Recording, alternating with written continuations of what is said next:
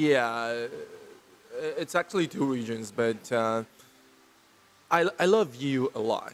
So I also say that a lot when I'm casting. I also tell my audience a lot about how much I love EU LCS teams because they are creative, they think strategically, they would try to think a lot while they are playing on the stage. They're not just thinking back in their training room. No, they could think about a lot of things and do a lot of like creative moves on stage. That is something that I don't think any other regions has ever done. I, I wouldn't take. Let's ignore LPL. LPL is the last creative region, that is for sure. But not even LCK could do that. You could see EU players and coaches. They could like concentrate and think about what's the best move right now or for the next game.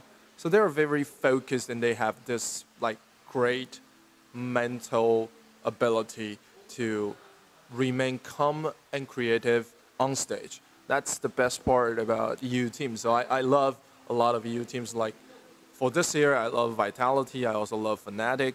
I like G2 a bit, but they did poorly in semifinals, so I don't like them anymore. No, but even in the past years, I also like EU teams a lot. Like I used to love Unicorns of Love. I used to like Misfits. They are all very great. But NA teams on the other side are not that great. I think NA region has a great culture, but they don't have a great performance. I do not know what's the problem. I also love NA esport culture, but just not their performance, I would say.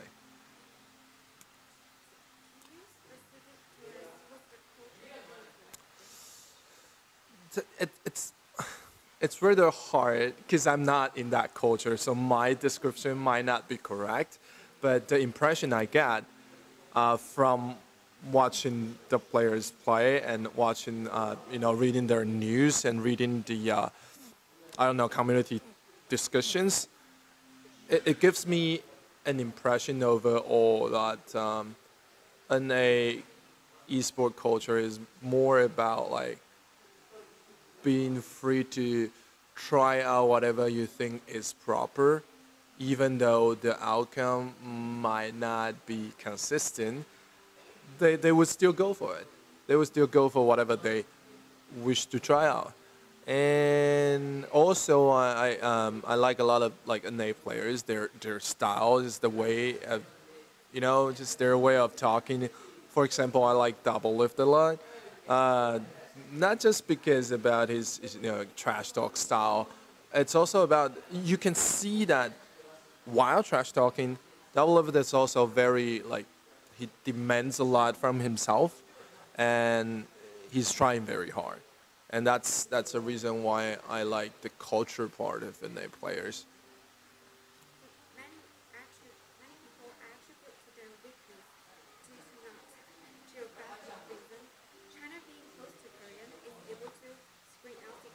Hmm. Not anymore. Just not this year. So we don't like that's a viable question if you put it last year because LCK was still ruling. But this year, since LCK isn't ruling anymore, and you can also see that I like this example. So it's clear that RNG, Flash Wolves, and KT they scream a lot. So they all play a certain style. It's AD heavy style, marksman heavy style, and these three teams all failed this year. So, I mean, practicing with LCK is of course benefiting because LCK used to be the best region for so many years. So being able to scrim with LCK teams, yes, it's great, but it also affects you. It also shape and mold the whole region closer to LCK style. So it is actually very true that in the past few years, LPL teams are always trying to imitate LCK style. And the outcome is, imitation doesn't beat the original version. That's what happened in the past few years. So if you, I think practicing or scrimming with LCK gives you a lot of a lot of improvement micro-wise. But macro-wise, I don't think it's actually helping. Like EU, LCS EU teams, they don't get to scrim with the LCK teams a lot. But they can still play their style, and it's working great. So I do not think I think it might be true in the past few years, but just not for this one. And what about the infrastructure? This was mentioned before how LCK teams have a more authoritative structure, starting with the coach and a more schedule-based routine. Whereas we hear rumors from NA players, they playing different games instead of. You know, esports is all about the result. I mean, because LCK won so many titles, so their style, they're like a more structured esport teams clubs, and they have a more structured way of playing the game. Used to seem like the best, the only way to actually play League of Legends esports. But I mean, just because LCK isn't the best team this year anymore, that isn't true anymore. Still, I do think because esport is all about like competitively trying to be better than your opponent. So I would say NA style. I mean the freestyle that they play a lot of other video games isn't actually helping you. That is for sure. That is for sure. So EU teams and NA teams, they're all like freer than Chinese teams or LCK teams. But EU teams perform better. Why? Because they practice better. Like they practice more. I don't think NA teams practice as hard as EU teams though. I hope I'm not coming off too offensive, but that is for sure. So as salary for a role, we hear that an Asia has one of the highest salaries than their European counterparts, Yeah. producing worse results. Mm-hmm. So do you think the salary plays? No, that's just because there are more capital investments in North America. That's why they can have like more salary. The same happens to LCK player and LPL player. So LPL star players, they for sure they earn more than LCK star players. Not everyone, like I mean, Faker earns a lot. That I know, but other LPL star players, other LCK star players, they don't earn as much as Faker does. And most LPL star players are more than LCK players, but still you can't say because they're earning more, they're performing better. That's just not the case. They earn more because the whole market, the whole environment in North America is just better than in Europe. So that's just not the case. But if you have higher salary, you can import better players. You can hire better players if you offer better salary. That is for sure. But that is also because EU hasn't really made it into the finals in the past few years. If, like, say, if Fnatic could do this good every year, if they can make it into Worlds for so many years, like this year, then they could recruit the best player from EU and even from North America because people, when player plays the game, they're trying to win the titles, right? That's why people all flood to, where you think you would have the highest chance. That's why a lot of like LMS players left and joined LPL, and that's also why some LCK players left at LPL and went back to LCK. Yeah, I think that's the biggest motivation behind all the player movements. One reason opinion is that because an A has the first server, Yeah. do you think they were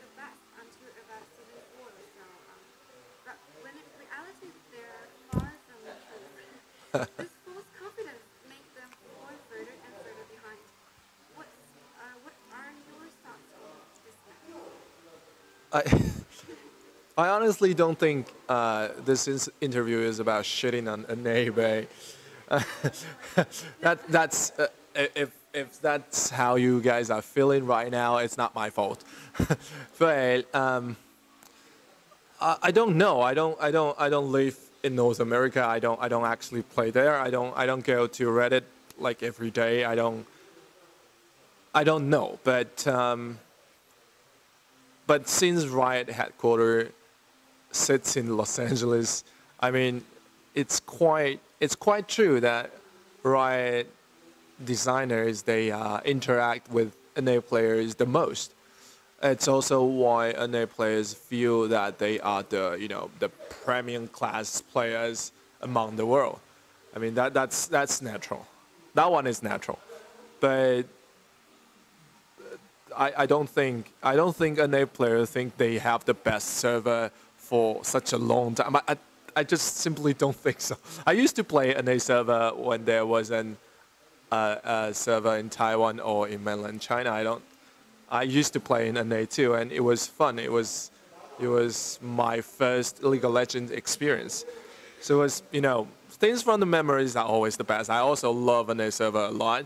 I also play on NA server for quite several times when I am on business trip to Riot headquarters. So I do like NA server a lot. I just don't know if there is this concept that NA server used to be the best server in the world. I think it's true because back in 2011 and 2012 there was only an A server, and so everybody on Earth are playing on an A server. I think there used to be this kind of a period, but that's it. So the big thing this world is playing your own style. Hmm. Some argue that it just means adapting to the new meta that Vitality Force leaders, which is correct. Do you think? I actually think I actually I actually think both statements are kind of true. It's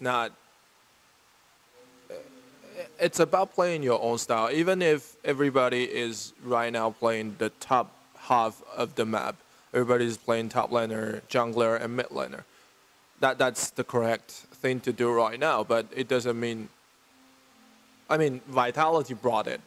So so when the groups began, everybody was trying to, a lot of teams trying to go AD heavy, marksman heavy.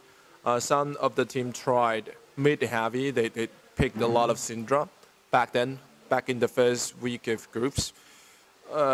People are just trying out things back then. And then Vitality was like, no, dude, playing the top half is the right way to do it. And everybody was like, yeah, I think you are right. So that's just,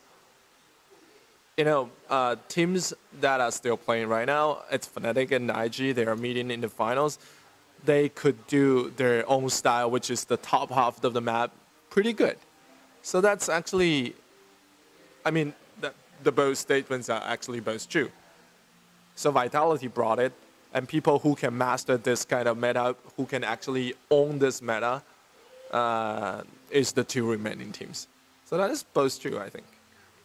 So under the finals coming, would you give a bold prediction for the final? It's rather hard to predict. I think IG has some advantage against Fnatic because just simply because their top laner and their mid laner, Rookie and the Shy, they both had like better personal skill. That they have better micro.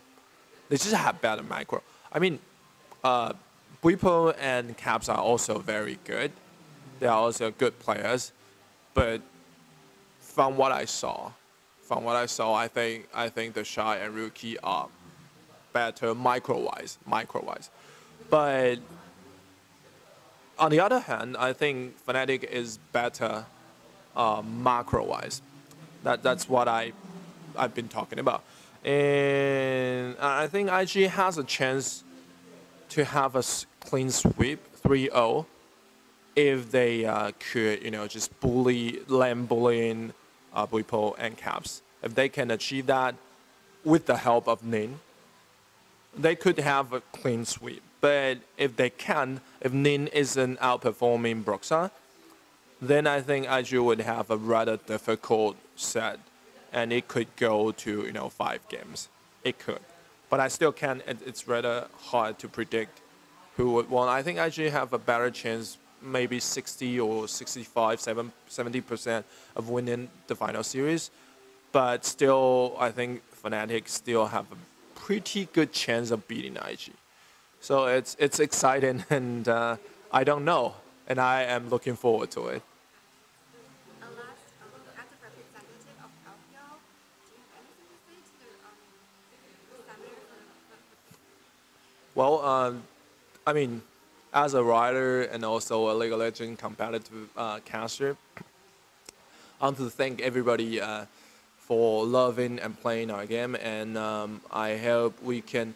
This year, this Worlds is the most fantastic competitive esport games I've ever seen. I don't just watch League of Legends. I also watch other esport games, but I think this Worlds is by far the most exciting thing in esport industry ever. And I hope everybody's enjoying it, and let's look forward to the finals together.